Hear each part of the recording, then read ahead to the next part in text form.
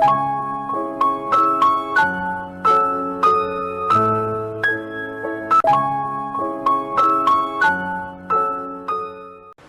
दोस्तों, मैं हूं सीए दिव्या बंसल और आज हम अपने इस वेबिनार में बात करेंगे जीएसटीआर 2B के बारे में। कैसे आई, कब आई, क्या इसका रेलेवेंस है, किस रिटर्न को भरने में इसका यूज होगा, क्या डिटेल्स आपको 2B में मिलेंगी, वो सारी ही बातें आज हम अपने इस वेबिनार में डिस्कस करेंगे।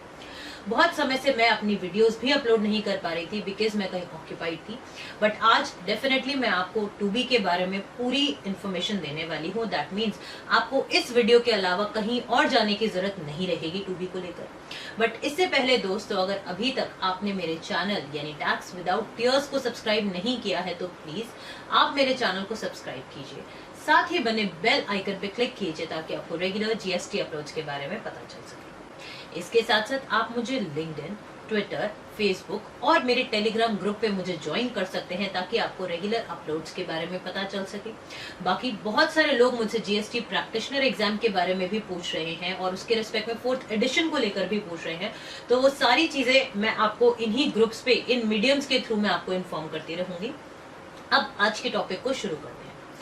दोस्तों, जैसा कि आप देख सकते हैं स्क्रीन पर, मैंने यहाँ पे ट्विटर हैंडल में सीबीआईसी का बेसिकली ट्विटर हैंडल खोला हुआ है, जहां पे आप देखिए 29 अगस्त को प्रेस रिलीज के फॉर्म में एक अपडेट किया गया है कि 39 जीएसटी काउंसिल मीटिंग जो कि आपकी 14 मार्च 2020 को हुई थी, उसमें कहा गया था कि हम ऐसे मेजर्स को लेकर आएंगे ताकि जो करंट सिस्टम है यानी 3B और 1 को उसको ईज आउट करा जा सके।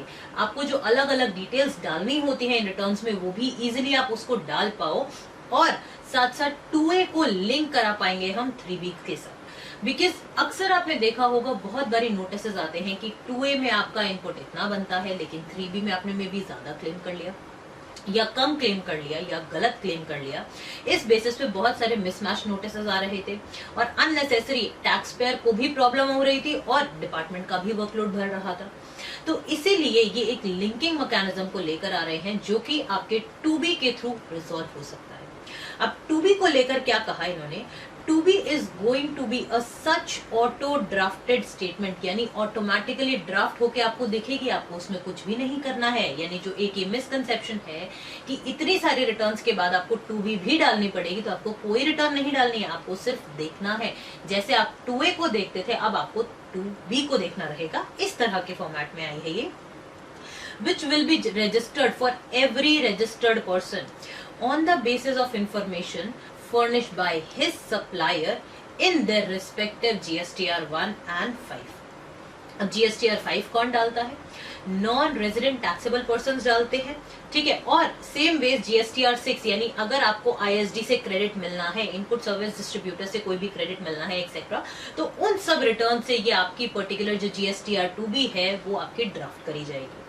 और ये क्या होगा? It is a static statement and will be made available for each month, यानी हर महीने की आपकी जो 2B होगी वो अलग होगी on the end it will be made available for each month on the 12th of the succeeding month. Example के तौर पे बात करूं तो सपोज कीजिए अगस्त मंथ की जब आप 3B डाल रहे होते हो, उसकी डेडलाइन क्या होती है? 20th सितंबर, 22nd सितंबर या फिर 24th सितंबर। बट अब जब आप अगस्त मंथ की 2B देखोगे तो वो कब अपडेट हो जाएगी? 12th सितंबर तक आपको अपडेटेड मिल जाएगी, यानी 3B डालने में आपको आसानी हो जाएगी। It is expected that 2B will help in reduction in the time taken for preparation of the return with minimum errors and will assist you in reconciling the differences in between the ITCs। अब इसके की features क्या है कि भाई आपके ice gate से सारा डेटा को ला पाएगी, यानी इंपोर्ट अगर आपने की है तो उसके इनपुट्स जितने भी बनते होंगे, SEZ से जो भी आपका कंसेप्ट रहा है वो सारी चीजें आपका इनपुट इसमें रिफ्लेक्ट करने लग जाएगा। साथ ही साथ एक समरी स्टेटमेंट हो जाएगी कि किस तरह से आपको टेबल 4 जो GSTR 3 में जाता है 3B में, उसमें आपको किस तरीके से आपको ITC को डालना है। नेक्स्ट इन्होंने क्या कहा है कि अभी हमने जुलाई 2020 ऑनवर्ड्स ही इसको एक्टिव किया है। दैट मींस अगर आप पुराने मंथ्स की चेक करोगे तो आपको 2B नहीं मिलने वाली है। और साथ में क्या कहा है कि all the taxpayers they are requested to go through their GSTR to be for July 2020 and after comparing the same with the credit availed with them in July 2020 provide the feedback। यानी आपको matching कर लेनी है। अब दोस्तों इस press release के अलावा तो और कुछ इन्फॉर्मेशन है नहीं, तो मैं ये नहीं कह सकती हूँ कि 2B में जितना आपको क्रेडिट दिखा है आप एग्जैक्टली उतना लीजिए, या फिर आपका अगर उसमें क्रेडिट नहीं आ रहा है तो आपका क्रेडिट कर्टेल हो गया, ऐसा नहीं होगा। रादर अभी ये एक ट्रायल बेसिस पे इम्प्लीमेंट हुई है और जब तक इसका लॉ में कोई प्रोविजनिंग नहीं आ जाती तो जो आपके एग्जिस्टिंग प्रोविजंस चल रहे हैं आईटीसी को लेकर, यानी सेक्शन 16 से लेकर 21 एंड देयर कॉरेस्पॉन्डिंग रूल्स, वही गवर्न करेंगे आपके आईटीसी कैसे लेना है। बट दोस्तों याद कीजिए कि एक रूल नंबर 36 सब रूल 4 में एक अमेंडमेंट आई थी जहां पे हमने कहा था कि आपको जितना भी आईटीसी आपके 2A में दिख रहा होगा ना उससे मैक्सिमम सिर्फ 10% और पहले ये लिमिट 20% थी, इससे ज्यादा आप नहीं ले पाओगे। तो मे बी जो ये आपका 2B का स्टेटमेंट लेके आए हैं ये आपको उस पर्टिकुलर पर्पस को अटेन करने में हेल्प कर सके। क्योंकि दोस्तों आप ध्यान दीजिएगा, मैंने पहले भी अपनी वीडियो इस रिस्पेक्ट में बना रखी है। एक लास्ट ईयर सर्कुलर आया था, सर्कुलर नंबर 123, जो कि आपको रूल 36 सब रूल 4 के ऊपर जितनी क्लैरिफिकेशन है वो प्रोवाइड करता है।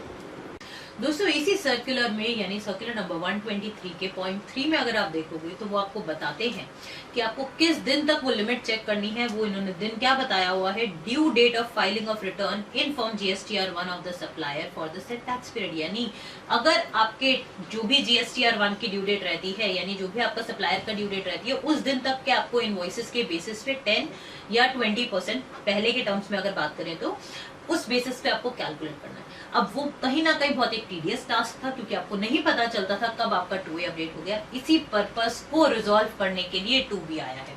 अब 2B के लिए दोस्तों मैंने ऑलरेडी लॉगिन किया हुआ है।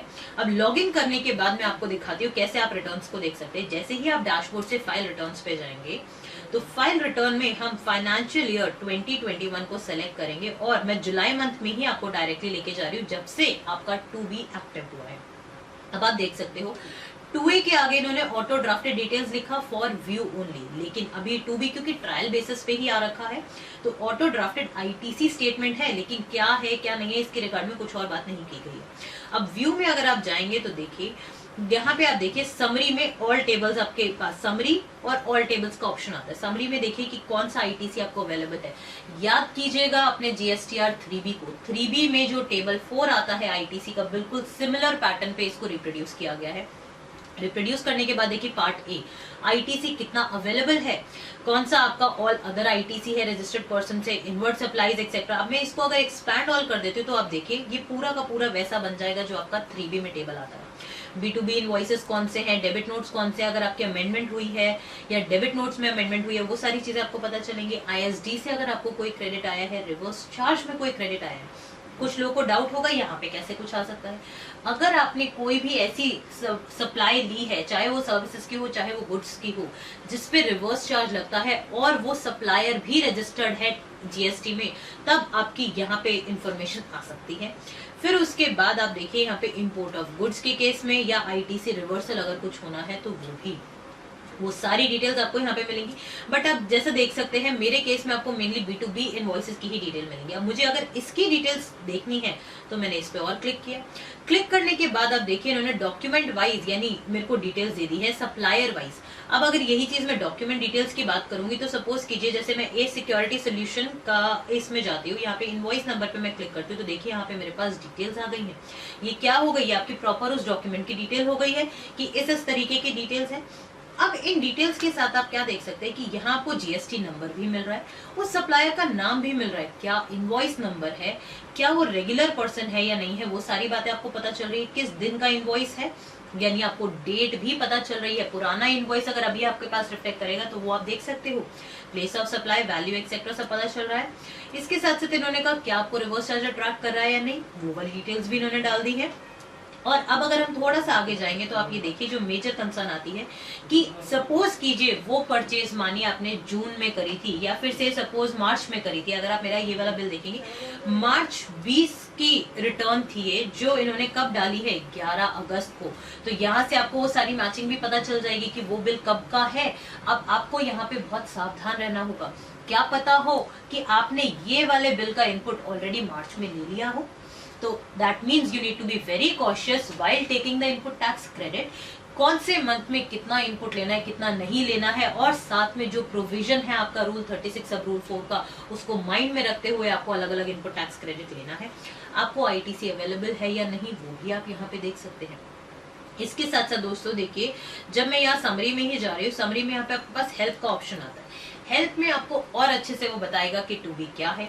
टू बी एक समरी है, वो आपको बताएगा आईटीसी अवेलेबल कौन सा है, कौन सा नहीं है। आप चाहो तो पूरी एक्सपैंड करके स्टेटमेंट को देख सकते हो, चाहो तो आप उसको सिर्फ मोटी मोटी उसके हेडिंग्स देख सकते हो। आप एडवाइजरी देखना चाहते हो तो आप ये देखिए, यानी ये कब से कब तक अप टू डेट है। Normal tax payer filing monthly frequency, यानी अगर मैंने किसी ऐसे वेंडर से परचेज करी है जो कि मंथली फ्रीक्वेंसी पे अपनी जीएसटीआर 1 डाल रहा है, तो यहाँ पे कौन सी डिटेल्स जाएंगी, 12 जुलाई से लेके 11 अगस्त तक के जितने भी परचेजेस हो जाएंगे, यानी जितने भी जीएसटीआर 1 फाइल करी गई है उनकी जितनी डिटेल्स है वो सारी मेरे पास इधर रिफ्लेक्ट करने वाली है। सेम वेज, यानी ये आपको कट ऑफ डेट्स बता रहा है कि ये पर्टिकुलर स्टेटमेंट इस दिन तक अपडेटेड है, उसके बाद अपडेटेड नहीं है। तो आप अकॉर्डिंगली जो भी आप इनपुट लोगे इन चीजों को ध्यान में रख के लोगे। अब उसके बाद आपके पास ऑप्शन है पीडीएफ में भी डाउनलोड करने का और एक्सेल में भी डाउनलोड करने का। बेनिफिट क्या होगा आपको, अगर आपको रिकंसिलिएशन बनानी है, मे बी आपको वी लुकअप लगा के अलग अलग चीजें आपको आइडेंटिफाई करने हैं, आपको फॉर्मूले से रिकंसिलिएशन एक्सेट्रा करनी है, तो वो चीजें आप कर सकते हो।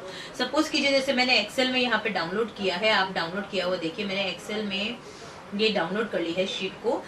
अब जैसे ही दोस्तों मैंने एक्सेल डाउनलोड करी, आप देख सकते हैं स्क्रीन पे आपके पास अलग अलग शीट्स ओपन हो जाती हैं। All the other ITC supplies from registered person other than reverse charge etcetera. इसमें आप यहाँ पे कमेंट में भी एडवाइजरी में देख सकते हैं कि अगर ये बैलेंस पॉजिटिव है तो क्रेडिट आप अवेल कर लीजिए, लेकिन अगर नेगेटिव है तो आपको रिवर्स करना पड़ेगा। यानी इस तरीके से आप अपनी 3B के टेबल 4 को, जो आपका आईटीसी वाला टेबल है, उसको आप फिल कर सकते हैं। और अलग अलग जो शीट्स है आपके पास, ITC non available, B2B, B2BA etcetera, वो आप देख सकते हैं। साथ ही मैं आपको वो भी दिखा देती हूँ कि किस तरीके से आपको पीडीएफ का फॉर्मेट दिखेगा। पीडीएफ में भी आपको सेम जैसे हमें एक्सेल में दिखा है वही सेम फॉर्मेट यहाँ दिख जाएगा, बट एक्सेल में बेनिफिट ये हो सकता है कि आप अलग अलग फॉर्मूलाज लगा के आपको रिकंसिलिएशंस करनी है या कुछ एनालिसिस करना है तो वो आप कर पाएंगे। उम्मीद करती हूँ दोस्तों कि आपको आज की वीडियो बहुत अच्छी लगी होगी। इसी तरह से आप मेरे चैनल को देखेंगे और प्लीज इस वीडियो को शेयर करना ना भूलिए, ताकि आपके जितने भी बिजनेस फ्रेंड्स हैं या जितने भी आपका प्रोफेशनल सर्कल है उन सभी को 2B के बारे में सही जानकारी मिल सके। फिर मिलेंगे दूसरी वीडियो में। धन्यवाद।